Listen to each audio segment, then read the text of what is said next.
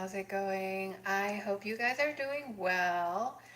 And today we are going to analyze the Korean film Swaha, the Sixth Finger. So it is called the Sixth Finger because, Om Namah Shivaya, because the bad guy has a sixth finger. And I think it is the director's attempt to explore the unusual qualities of human consciousness. And he's not going for any religion in particular. He's just more interested in why people form certain groups, how they stay, and then how some people get, unfortunately, manipulated. So we have the timeline as usual, and I also found this amazing art of Earth, Fire, Wind that I got from buying what's it called? Oh my gosh, the vinyl, right. And we are entering Gemini Jupiter very soon, and this is actually a sign of Jupiter. And I've always related to Jupiter most from Sailor Moon. And this is like a broad timeline of the filmography of the director. First, he makes a film about priests, and then he makes a film, which we are talking about now, Swaha, which is referred to deer cult by some analyzers on YouTube. And he uses Vajrayana imagery. Vajrayana imagery. So I stopped there at my first attempt to watch it, and recently I've watched it. And then 3.5 moons ago, I actually also watched his third film, the one about Mudan. And I haven't watched the first one about the priests, but perhaps I will go back in time and watch the one he made about church priests. So I think this is his attempt to address like dynastic time. So as a person of East Asian heritage, right? Like a lot of people have this legacy of studying history through a dynastic timeline.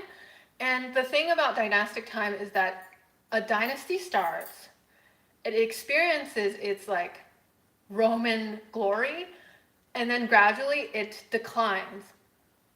But the thing with that kind of time frame, it really clashes with the time of modernity, because modernity really suggests that we are going in a singular direction and everyone approaches the same end point. And I find the film very interesting because he really incorporates the modern elements of Korean society, as well as like the Asian ideas of traditional values and hierarchy, etc. So let us get into the timeline of the film. Welcome, welcome, welcome. We are talking about the film Swaha, the Sixth Finger, and it is the wood snake year. So if you notice, like in the zodiac system as well, it's a cyclical 12-year cycle. Every 12 years we are in the snake year, and every 60 years we are in the wood snake year. So now we are in the 60 we are in the wood snake year. Okay, 1996. I don't know which zodiac that corresponds to, but in 1996, twins are born. Twins are born, and unfortunately, the birth mom dies. This is in the film, okay? Crops fail, and cattle perish because one of the twins is actually like a demon, and it was prophesized, which is why we get into like the idea of time and future fortune telling, etc. Both children, so-called children, are raised by the grandparents because the mom dies. And in 1999, around that time, they moved to different locations, and they reach this place finally where they have a mudan, which is like a Korean shaman lady. The mudan visits their household trying to find the root of the problem and eliminate it, because that's what they do. And she gets freaked out by the demon's abilities. She's like, oh, I can't like pacify this problem. Like, you just have to make them move or use some other solution. So As a gur, she failed her project. Okay. And in 2018, which is when the movie is set, this film was made before the pandemic. A hunter pastor looks for money-making schemes, and as an investigator of Asian cults, he finds a spy assistant to infiltrate the deer cult or the general cult because they're worshiping the four generals that are often seen as Dharma protectors of Buddhism. So through geomancy and clues and stalking, they match 4 houses in South Korea that correspond to clues. Cops then raid one of the houses, and the spy steals, and during this chaos, the spy steals a copy of the new cult sutras, which looks more like this. More or less like this. And during all this like drama with the men, the girl who is not the demon, who is the twin of the demon, tries to escape to the capital Seoul and experiments with makeup and selfies, almost poisons her twin because she is just sick of this fate. She is just sick of being this demon's mystery twin and getting bullied at school. Okay, 2 of the 4 generals meet up. This is another scene. And one almost gets caught by the cops, but they are in this kind of secret society where they can't actually reveal to the outside world who they actually are. Okay. And the other absconds and awaits orders from the HQ. K2, HQ, which is kind of like K2 in this movie, reveals himself as a pro-South Korea independence fighter who was told by a High Lama that kind of resembles His Holiness the Dalai Lama that he would die due to a girl that was born in 1999. And then we learned that the sutra of this cult in the very last chapter has all the ID numbers of the girls that were born in 1999. Om Namah Shivaya.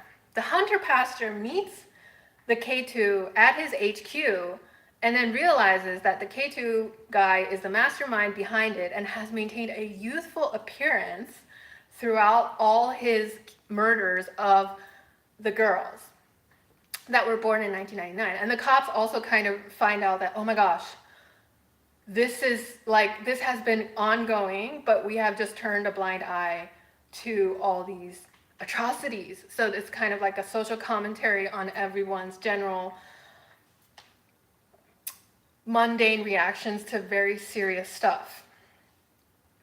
The doppelganger requests to be liberated. So this K2 guy has like an older version of himself, and he actually obscures the record so it looks like the older person is him, but actually the older person is just a doppelganger.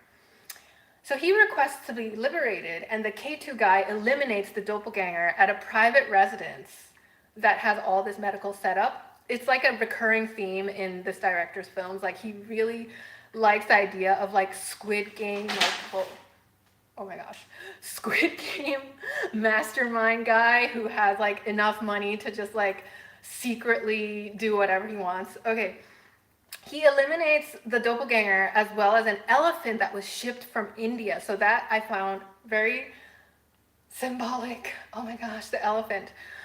And then what happens next? So I'm not going to tell you guys what happens next. You guys can go watch it. But at this point, I think it's like a game, because if you are watching this during the pandemic, like I watched it after, but if you were watching during the pandemic, I feel like at this point you would feel very conflicted about like Tibetan Buddhism and Lamaism. You would feel like, oh, maybe the Koreans are right. Like everything is just like a mastermind of like the Tibetan Illuminati, and we're just all here like getting fooled and poisoned by the ops from like this mysterious virus. But fortunately, the pandemic is over now, and we can comment on this film like it's a video game. And shout out to any North Korean who might be watching this. I don't think you are, but this film is also made for you because you are part of East Asian culture. Okay, thank you guys so much. Don't think that these are cult books. Like all ancient books were printed like this at some point. Just because of a movie made by a Korean director. Okay. Let us now read the comments. Shout out to my friend Ram Shrestha, who has a son who knows Korean. Okay. What is this life about? What life? What are you talking about? You made that movie, or what is it called? Okay, first, let us appreciate this artwork. This is an artwork from a vinyl cover. This is inside the vinyl cover. I did not make this movie. Someone with a lot of fans made this movie. So that's why I felt I needed to address it, because clout does matter at the end of the day, I guess. This life, I mean, a lot of Koreans, I think nowadays, have this internal push for spirituality. Like, I think this little girl might be Korean. But at the same time, like, they do face like cultural threats because they're numerically less than their neighbors. I think, like, compared to the mainland Chinese population, they're just like a province in terms of population, but they are like an independent nation. It's kind of like the same struggle Nepal goes through because they're like numerically weaker compared to their neighbors. Oh, cool. What's the name? The name is Svaha, the sixth finger. And we kind of time travel from 1996 to 2018. And it is really dense, and I had to watch it like in 2 sittings. I couldn't watch it, I couldn't finish it the first sitting. Okay, thank you guys so much. And Dharma initiation, we ask them to come here with great compassion. So I hope you guys have more compassion in your lives. Bye.